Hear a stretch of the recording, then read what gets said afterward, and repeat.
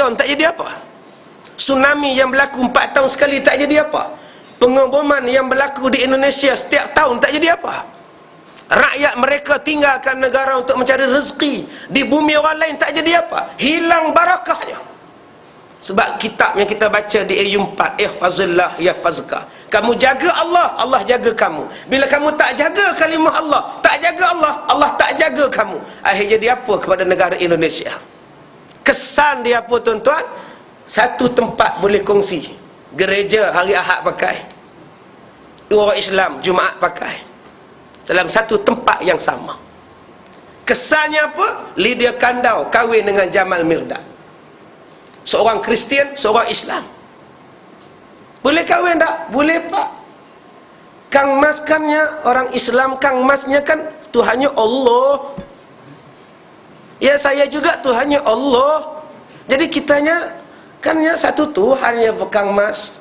Kitanya boleh kahwin, Tuhannya kannya satu. Jadi kenapa dikecoh-kecoh banget? Nah sudah. Itulah yang berlaku kepada Syahrus Khan dan istrinya di India, Amir Khan dengan istrinya di India. Itulah yang berlaku di India. Saif Ali Khan dengan bekas istrinya. Mereka bukan Islam. Syahrus Khan Islam, istrinya tidak Islam. Sebab apa? Sebab orang Hindu boleh menggunakan kalimah Allah. Tuan-tuan nak tengok cucu tuan-tuan kahwin dengan Kristian tanpa tukar agama, silakan tuan-tuan setuju. Ini isu yang besar, bukan isu kecil. Tapi sayang ahli politik hari ini nampak sudut politik semata-mata. Dia nampak undi dan undi dan undi dan undi. Dia tak nampak yang Allah Ta'ala suruh jaga kalimah Allah.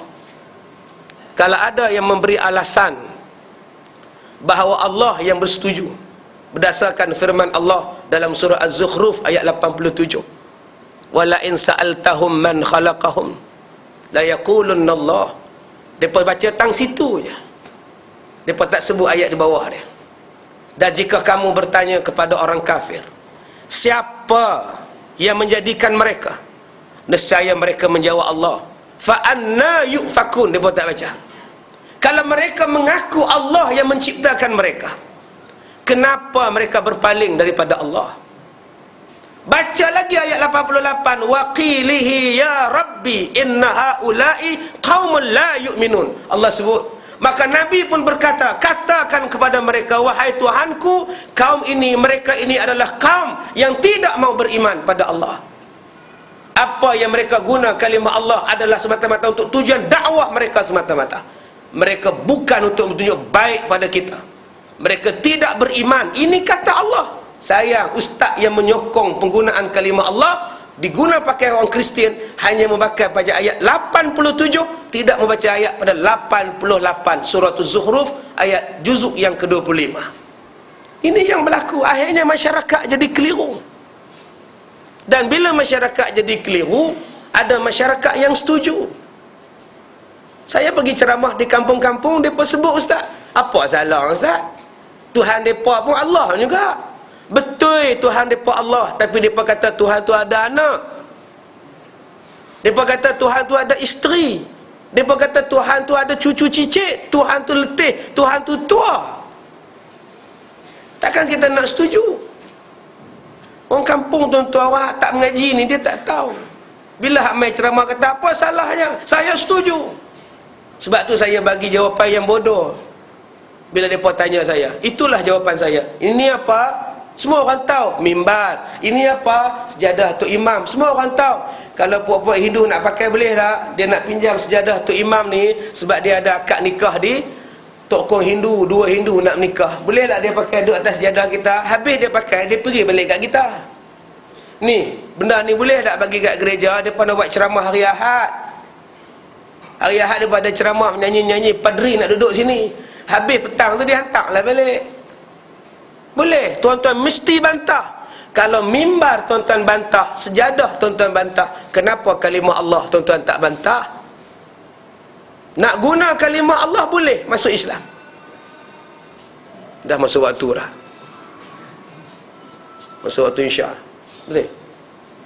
Belum? Boleh? Mentih? Mentih? Mentih 8.36 lah. Subhanallah. Saya ingatkan 8 suku. Boleh berhenti tuan-tuan. Saya tak sihat. Baik. Macam tak setuju ya tuan-tuan ni?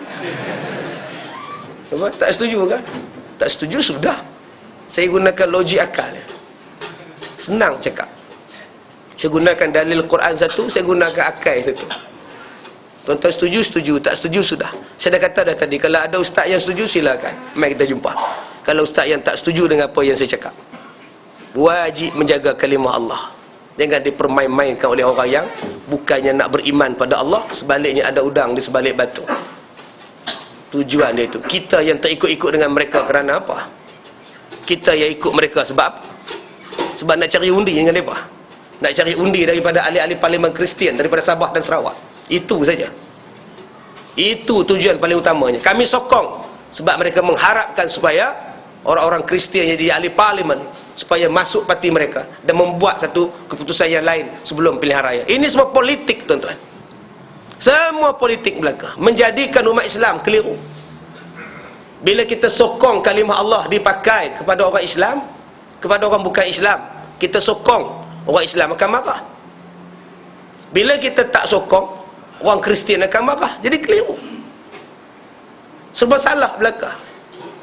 Tapi ada manusia yang sanggup bagi orang Islam marah, bagi Allah marah. Janji puak-puak yang jadi ahli parlimen ni boleh berpaling tadah. Ini semua pahaman politik belaka, tuan-tuan. Ingat pada Allah. Allah boleh turun macam mana berlaku di Haiti, boleh berlaku pada kita. Berlaku di India, boleh berlaku pada kita. Apa yang berlaku di negara kita, jiran kita, boleh berlaku pada kita. Akibat kita tidak menjaga kalimah Allah. Jangan sebut ini provokasi. Ini kita bila berlaku sesuatu benda, provokasi. Ini bukan provokasi. Kalau dah masuk dalam mahkamah, benda ini benda besar. Bukan setakat Kristian saja yang akan minta penggunaan kalimah Allah. Sebaliknya Hindu, Buddha, Siam akan minta, Sing akan minta. Dan apa kesannya, tuan-tuan? Ini soalan yang besar, bukan soalan kecil. Kita hari ini bila sebut macam ni, provokasi pihak-pihak tertentu. Ini bukan masalah provokasi. Ini adalah masalah walan tarda ankal yahudu walan nasara hatta tattabi'a millatahum. Dan ada orang Islam yang terlibat sama dalam benda-benda ini. Di kita umat Islam sampai dah satu masa dia untuk bersatu, menunjukkan kesatuan umat Islam untuk jaga kalimah Allah. Semalam satu orang besar polis tanya pada saya. Dia kata, "Ustaz, apa sebenarnya ni Ustaz?" Saya jawab senang je. Ini adalah ujian daripada Allah. Nak tengok umat Islam bersatu ataupun tidak. Kalau dalam bab kalimah Allah pun tak bersatu, halailah Tuhan turun bala pada kita. Pakat rasalah, tuan-tuan, seorang sikit. Rasalah apa yang Allah Ta'ala nak bagi pada kita akibat tak mempertahankan kalimah Allah, daripada diinjak, daripada dikotorkan dengan najis-najis orang yang berpahaman-pahaman sesat ini. Baik, kemudian menjadi khalifah Rasulullah itu ada berapa jalan? Kata Imam Nawawi rahimahullahu ta'ala dalam kitab Syarah Muslim, bahawasanya muslimin telah ijma' mereka itu atas bahawasanya khalifah itu apabila hadir akan dia oleh pendahuluan mati. Mana-mana orang yang menjadi khalifah dan merasai pendahuluan mati.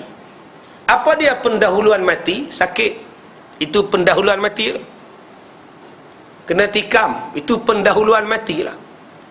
Tua, itu pendahuluan mati. Uzur, tak larat, itu pendahuluan mati lah.